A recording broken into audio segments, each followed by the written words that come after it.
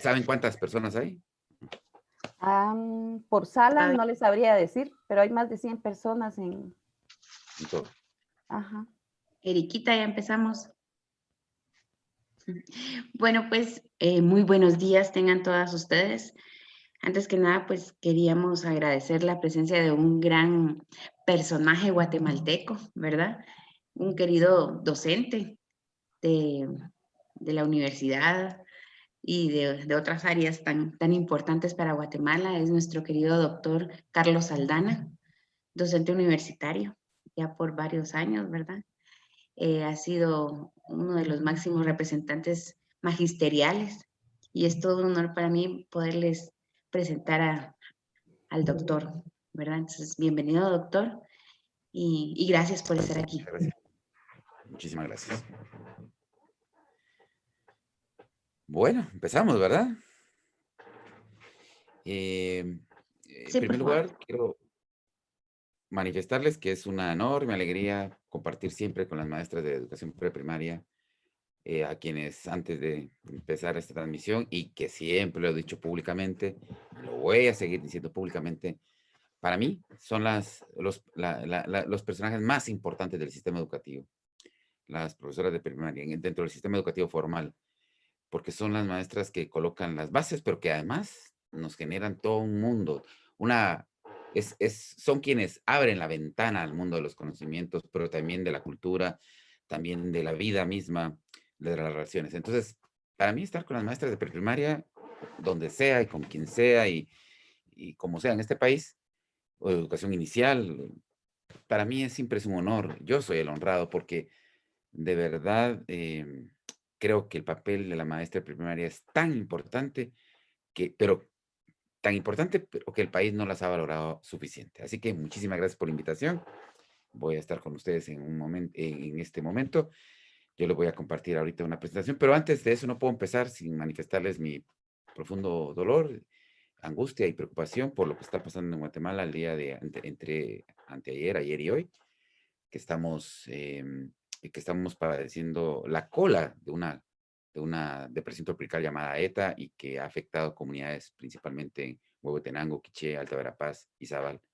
En lo personal tengo mucha preocupación y no puedo dejar de empezar esta reunión hablando de las comunidades de Alta Verapaz, donde hemos estado trabajando estos últimos 4 meses por la pandemia y además que hemos estado. Y cuando uno sabe, cuando uno conoce a la persona, cuando uno tiene la cara de la persona y sabe que su casa está inundada o que se fue o que fue destruida ayer, el dolor es muy grande. Nosotros hemos estado trabajando en comunidades ahí, en Alta Verapaz, y también también en Santa Rosa, en Tecpan y en Guatemala, pero el daño a Alta Verapaz es muy grande. Así que quería empezar con esto porque no puedo hablar de pedagogía o de educación hoy.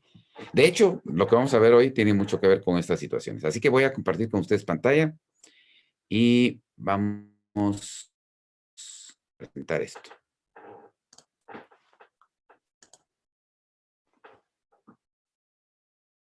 Y me parece que la ven, ¿verdad? Solo si alguien me pudiera confirmar que está todo bien. Sí, está Bueno, bien. muchas gracias. El maestro y la maestra frente a la pandemia, ética, valores y esfuerzos. Vamos a empezar afirmando, va a haber un ratito en que yo me voy a cortar, porque también parte de todo esto es dialogar con ustedes, con quienes nos están viendo en esta sala o quien sea.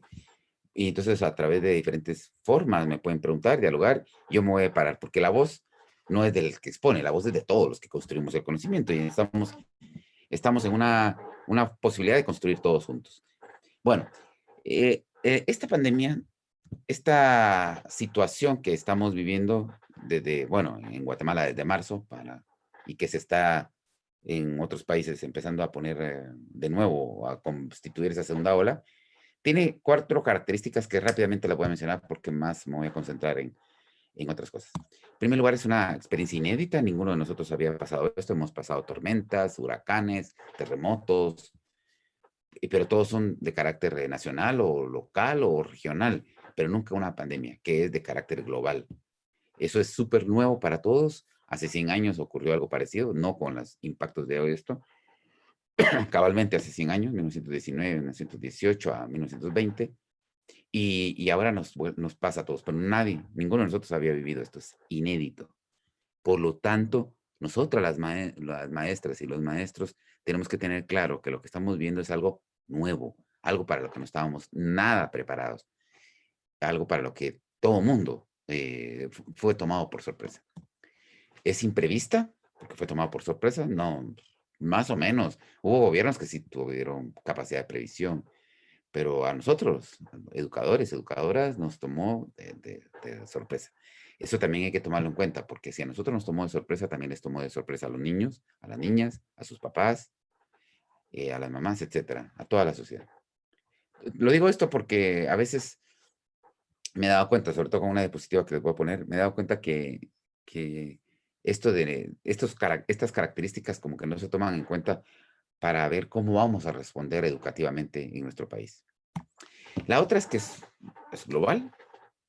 Hoy, por primera vez, por ejemplo, veamos, cuando ocurren dramas como el que está ocurriendo por la tormenta ETA, o el huracán ETA, cuando ocurren dramas como ese, y siempre son las poblaciones más pobres las que están afectadas, pierden sus casas, pierden sus animales domésticos, pierden su vida, pierden la tranquilidad.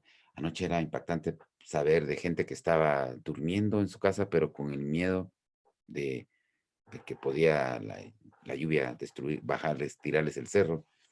Esas situaciones son nacionales o locales. De hecho, ni siquiera es nacional todavía, pero es un gran drama. Es un enorme drama.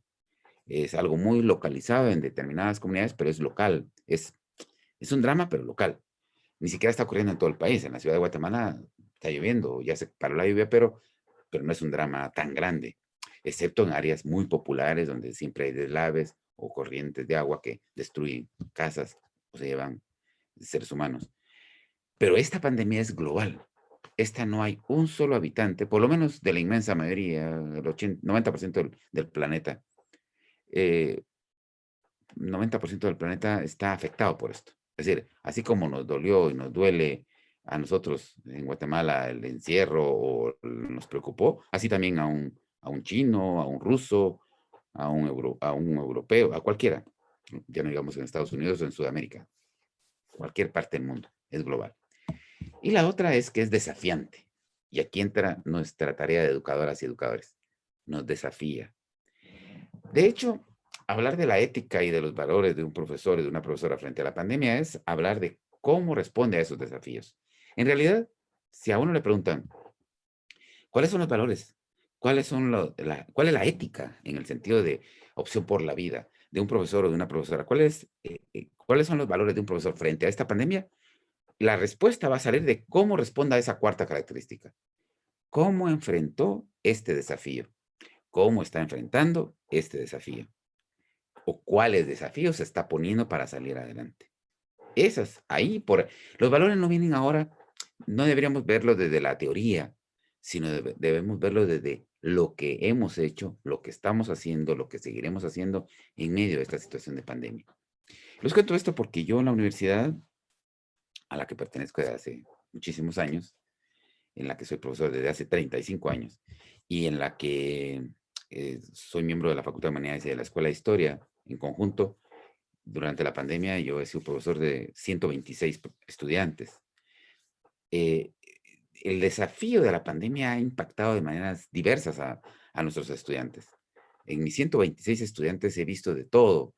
Tengo incluso un estudio que hice con ellos, una comparación, un estudio comparativo entre el inicio del semestre y este final del semestre, de las reacciones. La pandemia a todos nos ha afectado, esa es la primera conclusión. Tengamos trabajo o no tengamos trabajo, estemos en la ciudad o estemos en el campo, de una u otra manera a todos nos ha afectado. En algunos poquito, a otros más. Unos han perdido muchos familiares, otros tenemos, de todo nos ha pasado. ¿Cómo enfrentamos el desafío? Esa es la idea de este momento que vamos a ver con ustedes, queridas profesoras o profesores, en la mañana de hoy. En esta realidad de pandemia, ¿cuál fue el centro de la visión y acción educativas? ¿Qué fue lo que se puso en el centro de las preocupaciones al inicio de la pandemia? Voy a Voy a ser muy crítico porque lo he vivido, porque lo he visto en terreno, lo he visto en mi actividad universitaria, lo he visto con estudiantes, mis estudiantes que son profesores, lo he visto en sectores sociales. Es decir, voy a ser muy crítico ahorita, porque la pregunta es, ¿cuál fue el centro al inicio de la visión y a las acciones educativas? Muchas personas pusieron, su primera preocupación fueron los contenidos. ¿Qué es lo que podemos hacer para que aprendan esto? Es decir, los contenidos fue la primera preocupación. Asegurar que los contenidos llegaran. Otros profesores o profesoras, incluso funcionarios o autoridades de todo nivel, estoy hablando de preprimaria hasta la universidad, su preocupación fueron las metodologías. ¿Qué método vamos a emplear? ¿Cuáles son las técnicas que vamos a usar? Para asegurar incluso los contenidos. Es decir, hay conexión entre contenidos y metodologías. Otras y otros pusieron en el centro el cumplimiento laboral, sobre todo funcionarios. Yo lo he visto. La idea es cómo cumplir las horas de trabajo, cómo hacer que trabajen los profesores y las profesoras, cómo hacer para que se cumpla, cómo rendir cuentas, cómo tenemos que hacer, qué formatos hacer para que todo el mundo esté cumpliendo y esté trabajando y cumpliendo sus obligaciones. Ese fue el centro de mucha gente. Ustedes me imagino que se sienten aludidos o aludidas algunas y saben de lo que estoy hablando. Saben mucho mejor que yo de lo que estoy hablando. Otros profesores, profesoras y otras instituciones pusieron como principal preocupación las plataformas. Es decir, cuál es la plataforma ideal, cómo arreglar esto, cómo tener asegurado el acceso de la conexión. Todo esto, contenidos, metodologías, cumplimiento laboral, plataformas, todo eso es importante. Todo es importante. Y todo tenía que ser parte de las preocupaciones en esta pandemia. Mi crítica está que antes que esos 4 elementos que acabo de mencionar, contenidos, metodologías, cumplimiento laboral y plataformas, antes que eso teníamos que poner en el centro un quinto elemento que es con el cual todo empieza y en el cual todo termina.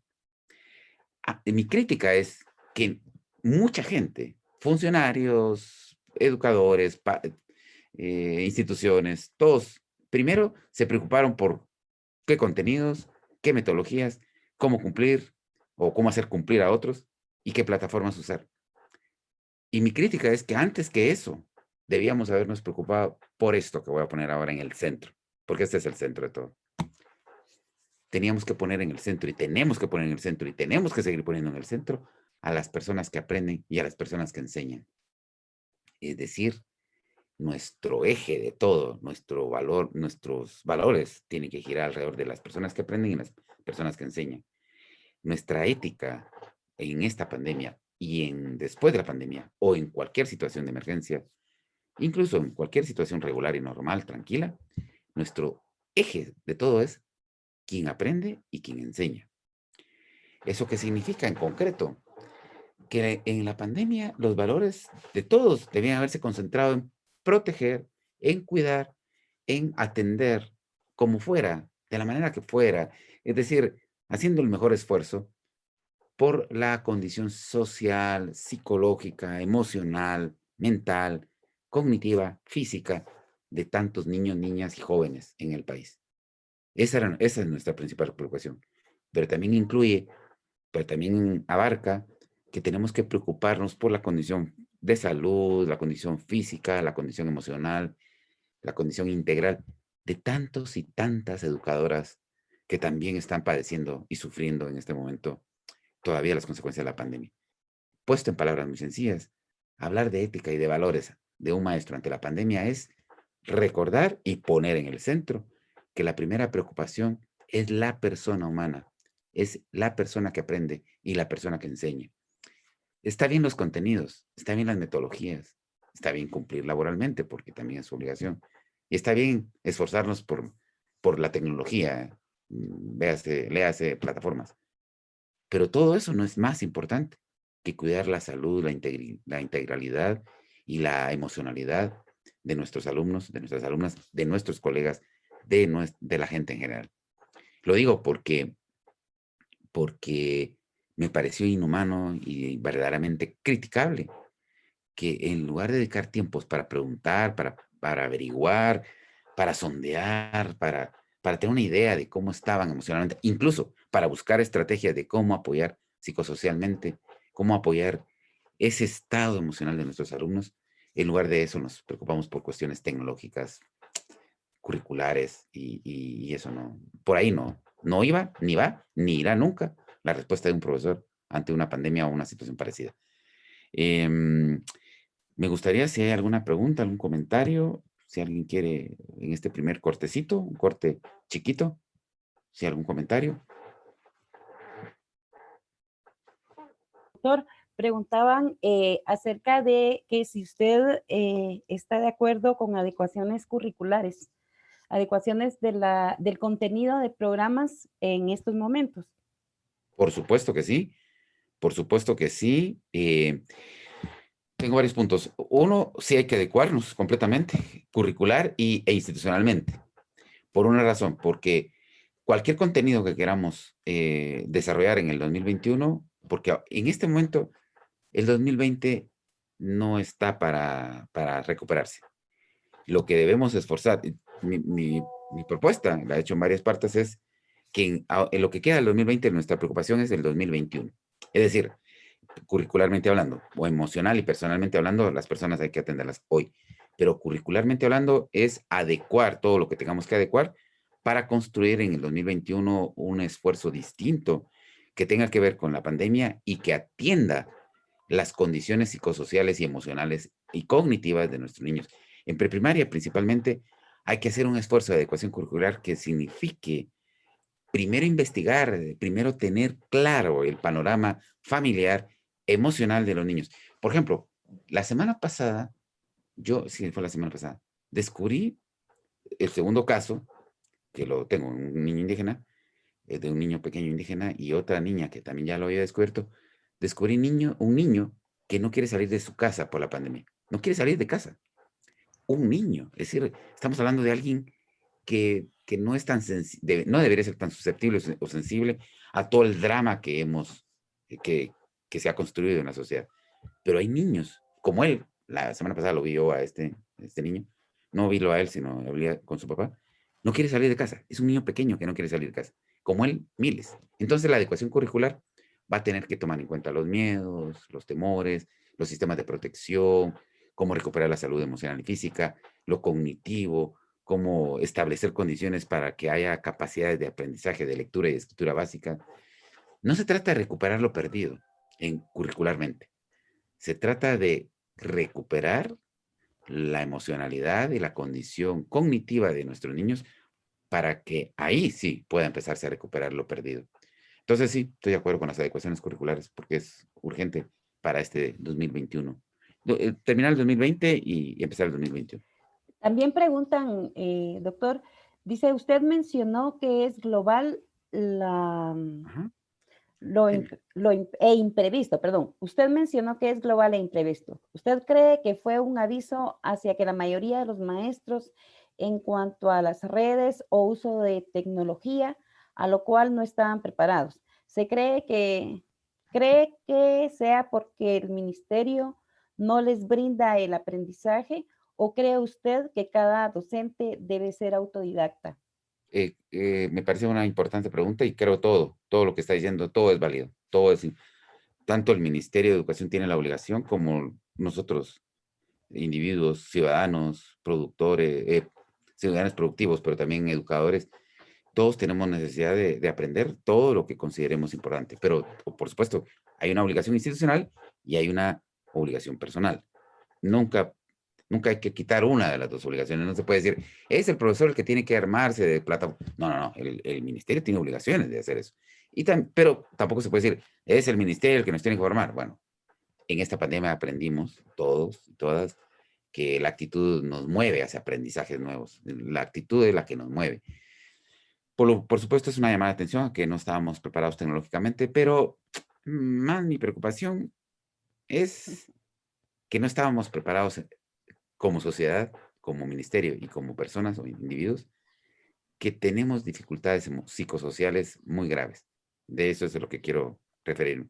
Porque aquellos que tuvieron una actitud mental mucho más sana, buscaron las plataformas, buscaron las formas y siguieron atendiendo, siguieron luchando por sus niños. Aquellos que se cayó por experiencia de lo que vi, lo que he visto con estudiantes, incluso profesores, y aquellos que tuvieron una actitud emocional bastante enferma o dañada previa a la pandemia, aún con trabajo se cayeron y ahí están golpeados. Así que sí se requiere lo de la tecnología, pero la actitud y la obligación institucional son más importantes para que eso genere conocimientos tecnológicos. Ok, también Gracias. Hay otra preguntan, pregunta. Bueno. ah, Erika, por favor. disculpe. Adelante, licenciada. Bueno, entre las preguntas dice, ¿cuál sería el perfil docente ante el desafío de la pandemia? Por todo esto de que usted hablaba de la actitud, también me llama la atención. Eso lo vamos a, muy bien, muy buena pregunta. Eso lo vamos a responder en este momentito con las otras diapositivas. Tiene que ver con eso. Por supuesto. Ese es lo que nos convoca el día de hoy. Ahí va a aparecer ahorita, profesora o profesor que haya preguntado eso. Sí, ¿cree que los docentes que enseñan también deben aprender y estar actualizados para brindar mejores herramientas a los estudiantes? Pues ese es lo maravilla de los que estamos, el maravilloso mundo de los que estamos en educación, que siempre somos ignorantes. Creemos que somos los constructores del conocimiento y somos ignorantes como cualquier otro campo. Y siempre tendremos que estar aprendiendo y es maravilloso. O sea, la clave de un docente la clave más potente de un docente es considerarse ignorante. No tenerle miedo a la ignorancia, no tenerle miedo a la ignorancia. El docente que no le tiene miedo a la ignorancia es un maestro que siempre, siempre está abierto a cambios. Y muchísimos maestros y maestras en esta pandemia no sabían nada, no sabían ni tocar una plataforma en febrero, en marzo, el 8 de marzo, perdón, el 13 de marzo, no sabían tocar nada. Muchísimos maestros hoy, usted a estar en eso, saben cómo manejarse. Eso es aprender, eso es una actitud. Así que mi invitación es, no tengamos miedo a ser ignorantes. Dicen los chinos que el peor obstáculo para aprender es creer que ya sabemos. Y bueno, no hay edad incluso para ser ignorante, no hay edad para ser sabio. No tengamos miedo. La pandemia nos demostró que no estábamos preparados para unas cosas, tal vez para otras sí, y no importa, si viene otra pandemia, ya estamos más preparados. Algunos, los que tuvieron la actitud sana, de lo que vamos a hablar el día de hoy. Ok, hay una última, doctor, Muy bien, perdone. por Dice, favor, no, por favor. ¿qué piensa de las instituciones públicas y privadas que le dieron prioridad a los contenidos antes que las necesidades del alumno y docentes? Sí, yo critico fuertemente eso. Tal vez ya aprendieron y tal vez también es parte de la condición que no estábamos preparados, pero sí critiqué mucho eso en su momento y lo sigo criticando. Y si lo hicieron en la pandemia, lo van a hacer en la vida regular. Es decir, si no aprendieron a encontrar, a descubrir que el ser humano es el primero. Es que los que trabajamos en educación, el ser humano no es un negocio. La educación no debería verse como un negocio. Y si se ve como un negocio, que se vea como un negocio en el que primero se pone a la persona como preocupación. Entonces yo sí critico eso porque, y lo critico incluso con la universidad. Con la universidad hay gente que se agarra, se justifica que la universidad es para adultos y que entonces los adultos no dicen, mentira, todas las personas.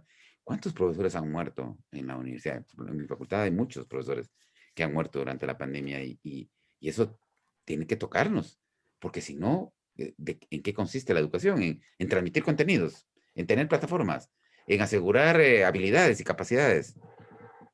Perdónenme, pero para eso no es la educación. La educación es es la construcción de la plenitud humana. Y solo las personas plenas, solo aquellos seres humanos plenos son capaces de enfrentar esta pandemia o cualquier otra e ir bien por la vida. Pasamos entonces, si quieren, si no hubiera otra pregunta, otro comentario, Erika o No, yo licenciada. digo que continuamos, doctor. Muy bien. Bueno, un concepto que quiero enfatizarles, que quiero mostrarles, bueno, enfatizarles, porque ustedes ya lo conocen, es el tema de la educación psicosocial. La educación tiene que ser psicosocial, tiene que ser entendida como un proceso, un esfuerzo psicosocial. Es decir, que tiene que ver con el mundo interior de quienes aprenden y de quienes enseñan. Siempre voy a enfatizar en quienes enseñan, porque pareciera que los profesores solo estamos para los que aprenden, pero también los que enseñamos como maestros, necesitamos también aprender y asumir que somos parte de este mundo. Entonces, la educación social, la ética y los valores ante la pandemia son posibles desde esta educación, la educación psicosocial.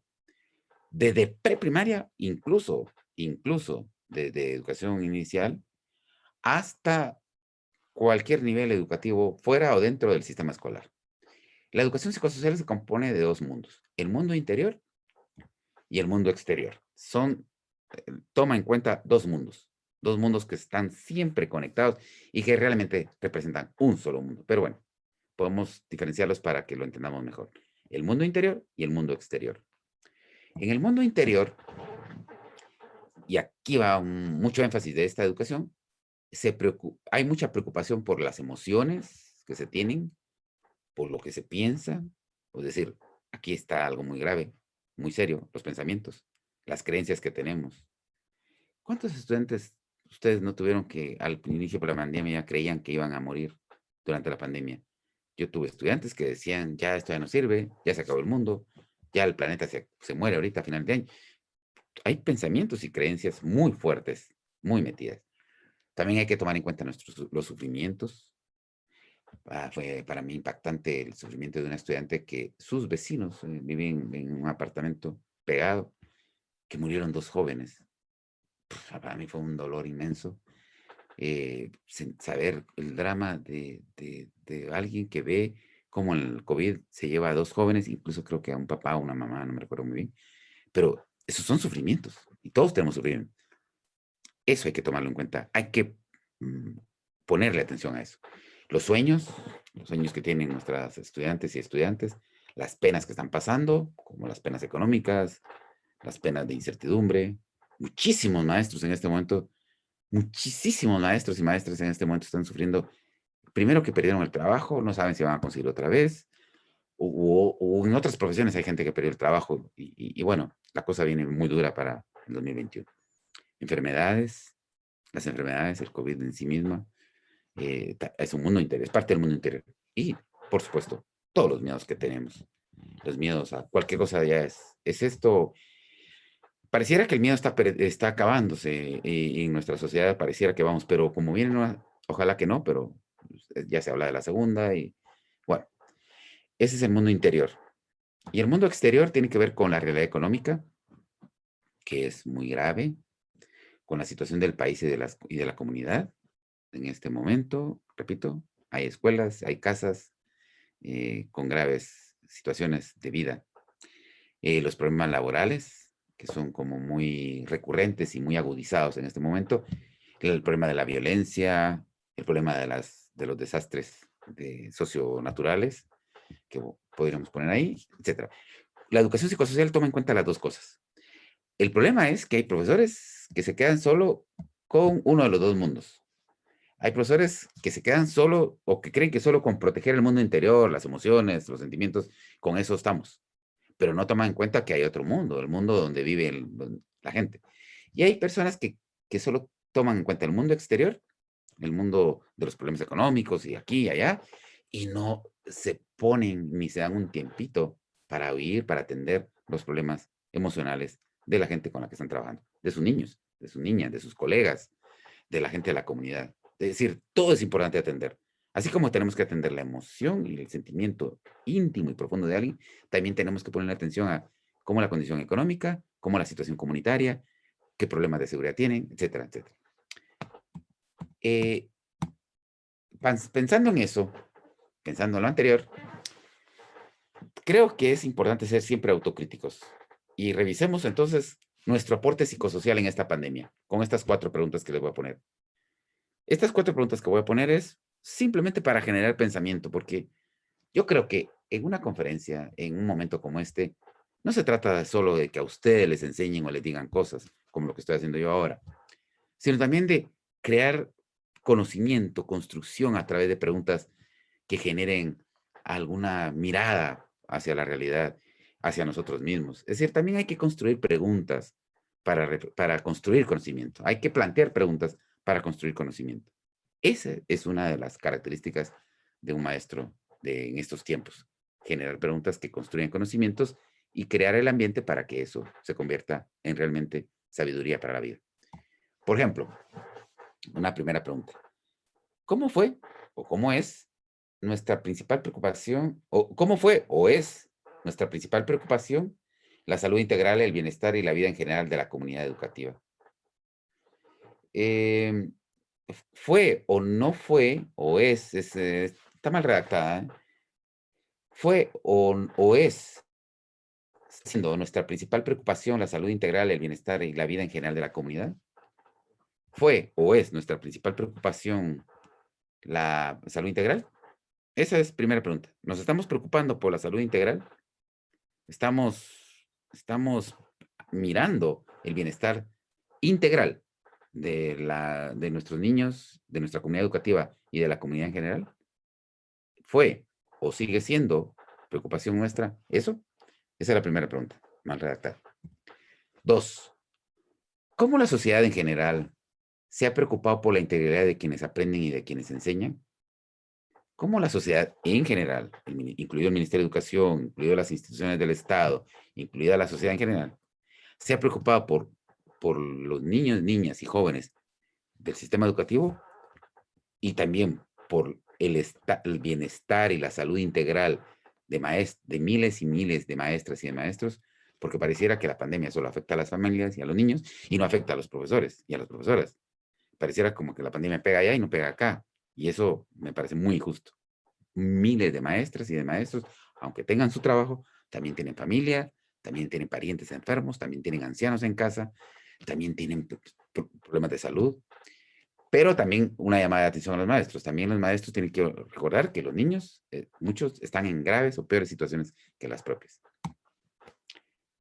Por ejemplo, los papás que se quedaron sin trabajo están en una situación más grave que la del propio maestro o maestra que tiene su trabajo.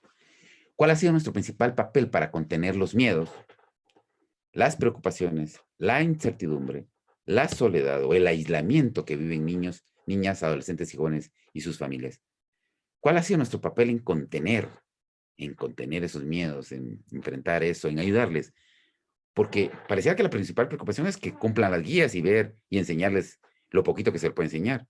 Pero, ¿cuál es nuestra principal preocupación? ¿Cuál ha sido nuestro aporte en ayudarles a contener el miedo, en bajar la incertidumbre o asegurarles mejores capacidades emocionales?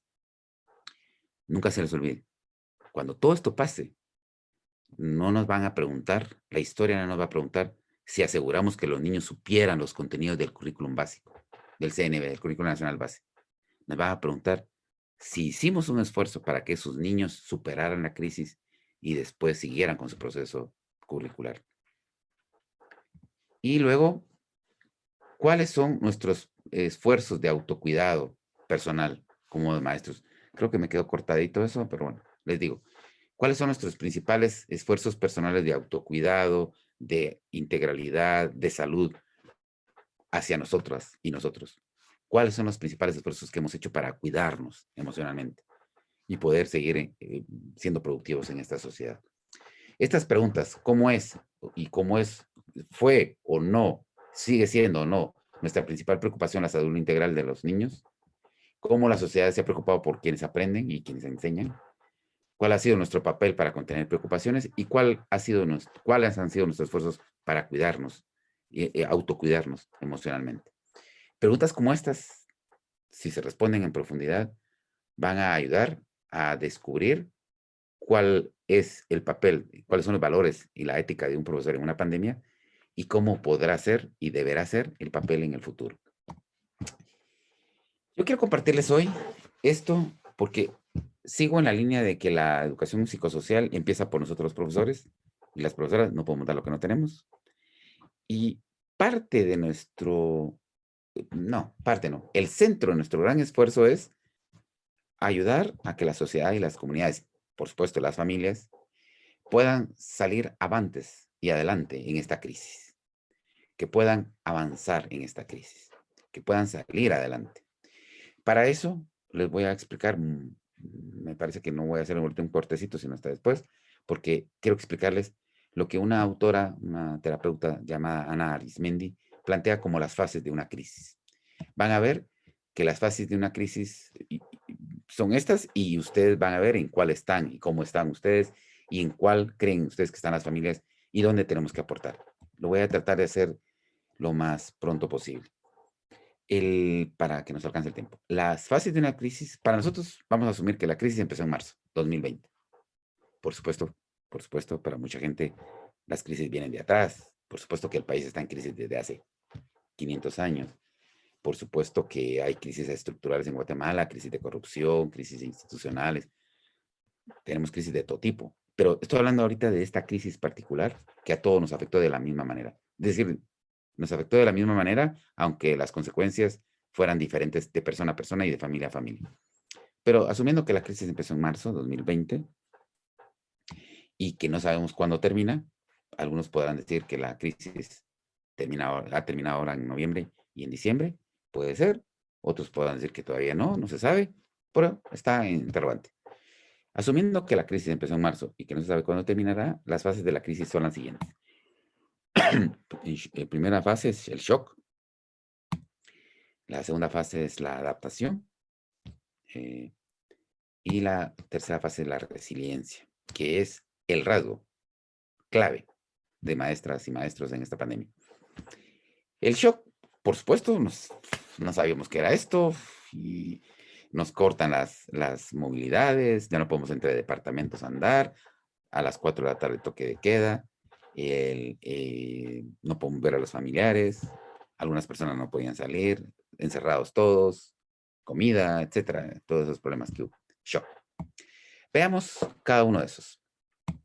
La primera, en el shock, la emoción fuerte fue el miedo. Todos con miedo a contagiar o todos con miedo a la vida que venía. Miedo. Los retos ahí fueron emociones, que las emociones eran muy intensas. Estoy seguro que si les pregunto, a mí me pasa, por ejemplo, me recuerdo perfectamente cuando nos dieron la noticia del primer caso de coronavirus y toda esa semana. Todos lo recordamos perfectamente. Lo que ya no recuerdo es cuándo fue que empezábamos el primer día de levantar restricciones, que hace poquito fue, como 2 meses. Pero tengo muy claro, porque las emociones eran muy intensas. Como estábamos intensamente emocionados, todo se nos quedó grabado. Recursos automáticos no funcionales, empezamos con reacciones de defensa y de protección. Hubo gente que en San Pedro de Zacatepec sellaron con clavos las puertas de familias que estaban adentro. Hubo gente que miraba a alguien como el demonio. Es decir, reacciones no funcionales automáticas, de miedo, de espanto, de irrespeto. Y algo muy importante que les quiero plantear es que me parece valioso de esta autora es que se reactivaron traumas que no hemos sanado. En la pandemia se reactivaron traumas no sanados. Por eso se reactivó la violencia intrafamiliar, principalmente la violencia hacia niñas y mujeres, porque es algo no sanado y en el encierro y en la pandemia se reactivó. La actitud, autoconsuelo, teníamos que autoconsolarnos y las actividades principales que en ese tiempo tenían que hacer era calmar el sistema nervioso. Esto me parece que para muchos o todavía ya pasó o algunas todavía sigue. La adaptación, en la fase de la adaptación, las emociones son cambiantes, muy cambiantes. Es decir, mientras que en la primera el miedo muy claro, acá de todo, empezamos a tener de todo. Los retos, establecer un nuevo normal, es decir, una nueva sensación de normalidad, un nuevo ser normal. Empezamos a hacer ensayos, ajustamos, hacemos aquí, experimentamos esto, etc. Las emociones siguen cambiantes, son muy cambiantes, y hay duelo, porque ahorita ya hay familiares, parientes, conocidos, amigos, personajes que han muerto o que están muy graves. Entonces estamos en una fase de duelo muy, muy fuerte.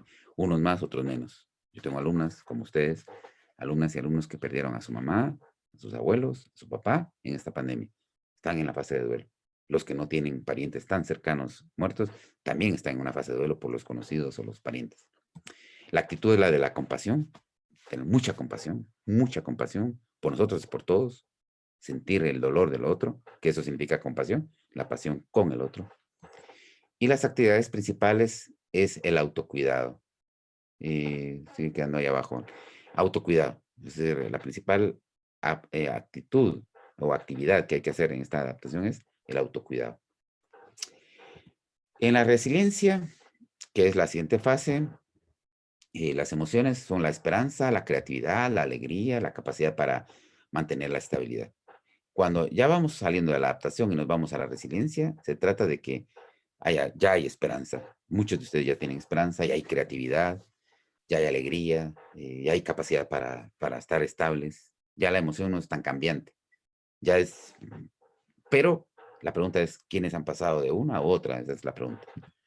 Los retos, integrar nuevos recursos, nuevos sentidos en la vida, encontrar nuevas formas, nuevos sentidos, nuevas maneras de enfrentar esto. Y las dos actitudes. Y aquí me quedaría muy marcado porque sí quisiera enfatizar la experiencia. Mi experiencia en la pandemia ha sido como profesor, como conferencista, como pariente, como familiar, pero también la pandemia me ha llevado a montañas, a áreas rurales y con el tema de seguridad alimentaria y atención psicosocial a familias. Digamos, he estado cerquita, he estado ahí metido y, y mi conclusión, y aparte de otros estudios que he estado haciendo en esta pandemia, es que las dos actitudes, que son los dos grandes valores de la resiliencia para enfrentar esta y cualquier otra crisis, es la gratitud y la generosidad. Las invito a que esas dos palabras estén en el centro de su corazón y de su mente para entender esta realidad. Ser agradecidos con toda la vida, con todo lo que nos han dado, con lo que son los demás. Ser muy agradecidos y agradecidas con lo que tenemos o lo que somos y ser muy generosos. Porque está muy claro, las personas que mejor salen de esta pandemia son las que han dado a otros. No son las que se han encerrado y se han quedado para adentro, sino son las que han sido generosas con otros, las que han abierto su corazón para ayudar a otros. Entre la gratitud y la generosidad, gratitud y generosidad, están los dos valores claves de un maestro en la pandemia. Nosotros los maestros debemos ser los actores y los sectores y los actores más agradecidos porque tenemos la posibilidad de una profesión, de un oficio que nos permite generar la generosidad. Es decir, tenemos que ser agradecidos por ser maestros porque eso nos permite ser generosos, debido a que tenemos una relación con gente como niños, niñas, jóvenes, adultos, padres de familia, etc. Generosidad y gratitud y generosidad, los dos grandes valores en la pandemia. Y la actividad principal, y perdonen lo cortado de la pantalla, es el reajuste de objetivos y metas. Esa es la actividad principal. El reajuste de objetivos y metas. Y otra actividad que hay importante es la de la solidaridad, ayudar a otros. En estas tres fases ya estamos con la resiliencia, pero es probable que algunos de ustedes ya puedan responder estas preguntas que creo que vale la pena, porque siempre podemos estar mal, pero siempre es posible responder estas preguntas. En esta pandemia, ¿qué he ganado? ¿Qué es lo que más valoro? ¿Y qué es lo que más he disfrutado? Porque en medio del dolor y de la preocupación y del tormento que ha significado esta pandemia, algo hemos ganado, algo valoramos, algo hemos disfrutado. Estas preguntas son un ejercicio que nos plantea Ana Arismendi, la terapeuta, y creo que vale la pena por una razón. Si no sabemos descubrir qué hemos ganado, qué valoramos y qué hemos disfrutado, no estamos en actitud de resiliencia, como vamos a ver ahorita. Y luego, una pregunta que se hace, ¿cómo te sientes en esta nueva normalidad, la que apenas empieza? Que ojalá que no retroceda. Si retrocede ya la tenemos, pero si no, pues ahí vamos. Y háganse estas preguntas y plantees estas preguntas, porque con esto podremos fortalecer nuestra capacidad de resiliencia. ¿Qué metas te ayudarán a sentirte como te quieres sentir? ¿Qué metas? ¿Qué metas se puede plantear uno para sentirse como uno quiere sentirse? ¿Cómo puedes contribuir y ayudar a otros? Los maestros no tenemos que buscar mucho. Siempre hay que buscar mucho. Siempre hay mucho que hacer por este país. Pero los maestros no tenemos que buscar mucho. Porque con poder hacer el mejor trabajo afectivo, cariñoso, tierno, comprometido, entregado por nuestros estudiantes y sus familias, con eso estamos ayudando a otros. Y podemos responder esa pregunta. Entonces, para concluir esto y dejarles el tiempo para que ustedes puedan preguntar, el rasgo más importante de un profesor o una profesora en esta pandemia es ser resiliente. Ese es el rasgo importante. Ese es el valor. Esa es la ética de un profesor en este tiempo. Ser resiliente.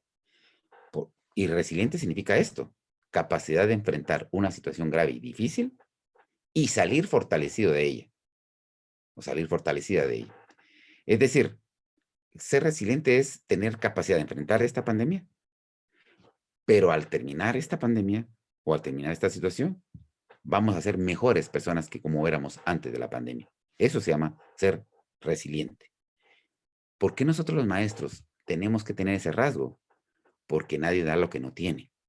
Y si queremos contribuir a que el mundo y que la sociedad y que el país y la comunidad sean mejores, nosotros tenemos que dar ejemplo de ser resilientes. Tenemos que enfrentar esto. Lo sé, que todos tenemos problemas de salud o que tenemos familiares enfermos o alguien ha muerto. Sé que esos son dolores, pero la resiliencia es salir fortalecido, salir con más capacidades de esta situación que a todos nos duele y que a todos nos afecta. En otras palabras, salir mejor de esto, salir mejor de esto. Esta es nuestra tarea para nosotros como personas, para nosotros como miembros de nuestras propias familias y de nuestras propias comunidades, pero para que con esa fortaleza podamos hacer mejor nuestro trabajo en el aula. Por eso es que planteo esto. Educar en esta pandemia es educar desde y para la resiliencia. Educar desde la resiliencia que tenemos para que nuestros niños, sus familias, sean resilientes. Muchísimas familias son resilientes. Si algo me maravilla a mí, me tiene maravillado a mí de tantos años de compartir con los pueblos originarios de Guatemala, de tener amigos y amigas en los pueblos originarios, en la población indígena, es la capacidad de resiliencia que tienen, la capacidad de enfrentar cosas y van para adelante y siempre adelante y sonriendo. Pues eso es algo que nosotros los maestros y maestras debemos fortalecer, debemos educarnos para eso y educar a nuestros niños y niñas para enfrentar eso. Si hacemos eso, si educamos para la resiliencia y desde la resiliencia, no hay contenido que no podamos enseñar, no hay plataforma que no podamos aprender y usar, incluso no hay contenido o curso que no podamos realizar con o sin plataformas, porque el país no tiene ni conectividad, ni internet, a internet, ni tenemos computadoras, ni tablet, no tenemos las peores condiciones materiales. Pero si somos resilientes, las y los maestros, esas condiciones van a ser superadas mucho más fácilmente o incluso van a ser transformadas con la unión hacia la comunidad. Así que me gustaría escuchar preguntas, comentarios, por favor. Claro, doctor. Dice, ¿cómo cree usted que se puede brindar la información y aprendizaje a los niños de escasos recursos, considerando la poca accesibilidad que se vive en Guatemala? Pues acabo de decirlo, ¿verdad? Así es. La base es que antes de pensar en la metodología, antes de pensar en la estrategia metodológica, antes de todo eso, y que ya descubriremos que las guías escritas o que tenemos recursos para hacerlo con los niños, y qué recursos tenemos para hacerlo con los niños. Antes de todo eso, antes de las estrategias curriculares o metodológicas, por favor, mi invitación es a que veamos cómo está el niño, cómo está su familia, cómo se siente, cómo está la condición después de la pandemia. Y aprendamos a generar un clima en la familia hacia nosotros de mayor confianza, de tal forma que entre todos construiremos las estrategias curriculares, metodológicas. Yo creo que no, hay que angustiarnos por esas estrategias curriculares, pero angustiémonos más por ver primero cómo están ellos. Eso no nos hemos dado tiempo para eso. Estoy seguro de eso. Y eso llevaba a la siguiente pregunta, porque dice, ¿cree usted que el maestro debe inducir al alumno a conocer su mundo interior y exterior o son mundos que se pueden llevar de manera independiente? No se pueden llevar de manera independiente.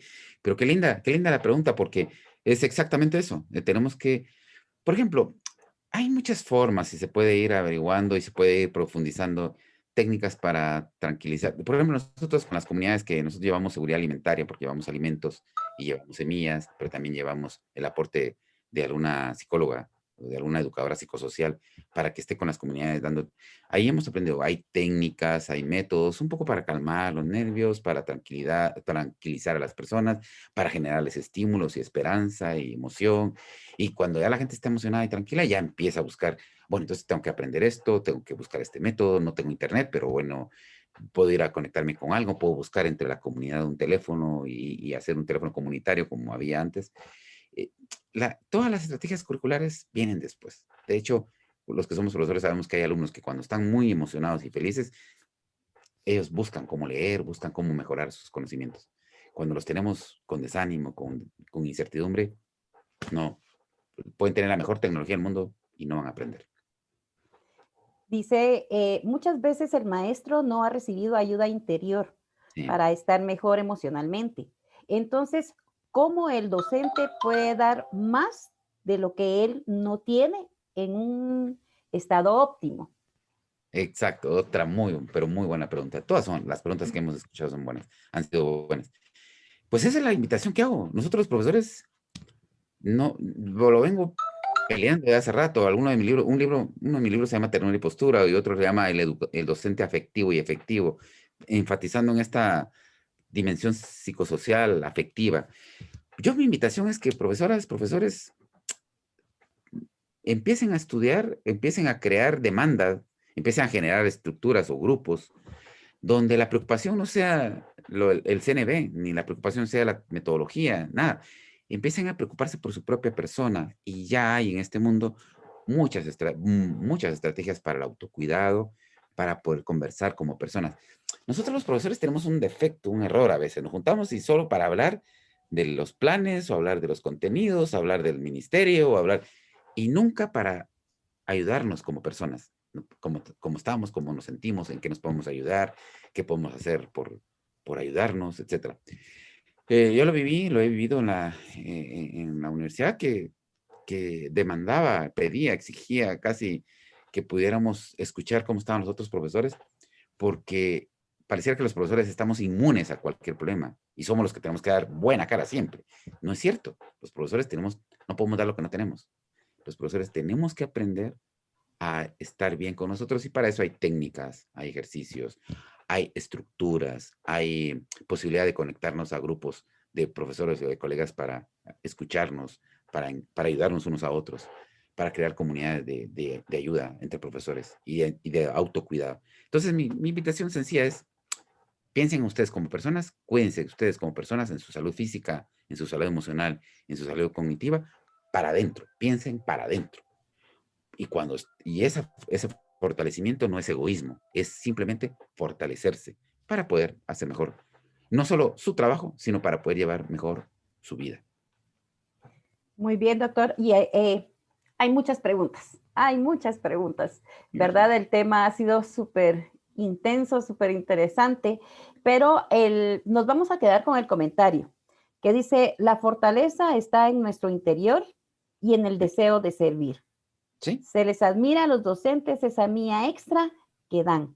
Felicitaciones. Excelente exposición, licenciado. Muchísimas gracias, Cabal, eso que usted dice, la persona que lo menciona, fortalecernos para adentro, por dentro, desde adentro. Y eso significa estar, creo que voy a cortarles un poco porque tengo un minuto, porque quiero plantearles esto que creo que viene ahora. Pero me voy a pasar todas estas. Voy a pasar unas y me voy a quedar porque ya no tenemos tiempo en estos dos elementos clave. Uno, nunca se nos olvide que el clima emocionalmente sano es el eje por el cual educamos. Crear climas sanos en el aula o en la pantalla o en las relaciones esporádicas que hacemos con los estudiantes llevando las guías o trabajando con ellos o en las relaciones con los padres. Tener un clima emocionalmente sano es lo primero que tenemos que lograr. Y eso solo es posible si el profesor es emocionalmente sano. Miren, el clima emocionalmente sano en un aula solo se logra principalmente, o es logrado el clima emocionalmente sano cuando el profesor o profesora es emocionalmente sana. Es decir, porque es la profesora o el profesor la responsable de crear ese clima.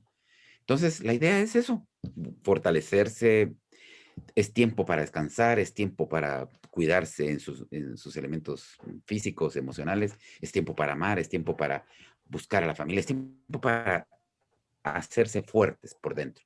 Nunca un profesor podrá enseñar a otros cómo enfrentar esta vida si no sabe cómo enfrentar sus propios temores, sus propios miedos, sus propios demonios, etc. Hay que ser emocionalmente sanos. Y eso es posible solo a través de esto, miren, que pongo ahí, las interrelaciones nutritivas. No podemos estar sanos emocionalmente si nuestras relaciones en el mundo son tóxicas o son enfermizas. Por eso termino con esto. Entre un dibujo y otro, ¿qué prefieren comer, lo de la derecha o quieren comer lo de la izquierda? Siempre vamos a optar por lo de la derecha, los alimentos nutritivos. En esta vida estamos llamados a vivir dos tipos de relaciones. Y todos las hemos vivido, ¿eh? Todos. No hay nadie que diga solo una de las dos he tenido. Las relaciones tóxicas o las relaciones nutritivas. La idea es que nosotros los maestros y maestras aprendamos a desarrollar relaciones nutritivas en nuestra vida familiar, personal y luego en la vida laboral, y eso, y poder eliminar todas las relaciones tóxicas que tengamos, destruir todo lo tóxico que tengamos en nuestra vida. En otras palabras, en un minuto me queda decirles, lo mejor que ustedes pueden ser maestras y maestras por los niños y niñas de este país, lo mejor que pueden ser, una de las cosas buenas que pueden hacer en este momento, es mandar a volar cualquier relación tóxica que tengan, porque solo así podrán vivir plenamente y podrán ser maestros plenamente. Bueno, vamos a dejar Bueno, esto. doctor Aldana, Sí, para Ya estamos nosotros terminando. ha sido un muy, deleite, ¿verdad? sí, sí, es intenso escucharlo, es una de las mejores emociones. Muchas gracias por haber aceptado esta invitación. Sabemos que usted siempre ha apoyado a nuestra asociación, ¿verdad? Así que siga adelante, doctor. Las bendiciones de todo, de todas las maestras de Guatemala y de la niñez guatemalteca. Yo Reciba sigo las con la MEP, ¿oye? Sigo comprometido con ustedes, soy parte de tan ustedes. bellas. Pónganme ahí en la lista de los miembros. Gracias. Entonces, de una manera simbólica, eh, doctor, le vamos a hacer entrega de un diploma que dice Universidad de San Carlos de Guatemala, Escuela de Ciencias Psicológicas y Asociación de Maestras de Educación Parvularia. Entrega el presente diploma a doctor Carlos Aldana por su valiosa colaboración en el 9º Congreso de Maestras de Preprimaria, Innovación Educativa con Valores en Preprimaria. Firma el doctor Maynor Lemus, la licenciada Gladys Enríquez y Erika Hernández por AMEP. Así Muchas que gracias, un amables. aplauso para nosotros por haberlo escuchado, doctor. No, Muchas gracias por estar con muchas nosotros. gracias a Que ustedes. Dios lo siga bendiciendo, derramando en usted ese don de sabiduría y ante todo la generosidad de no quedarse con ese conocimiento, sino que brindarlo a aquellas personas que lo necesitamos. Muchas gracias. Muchas gracias, doctor. Pase Muchas usted gracias. un feliz Muy día. agradecidos. Gracias. Dios me lo bendiga. Muy amables, gracias.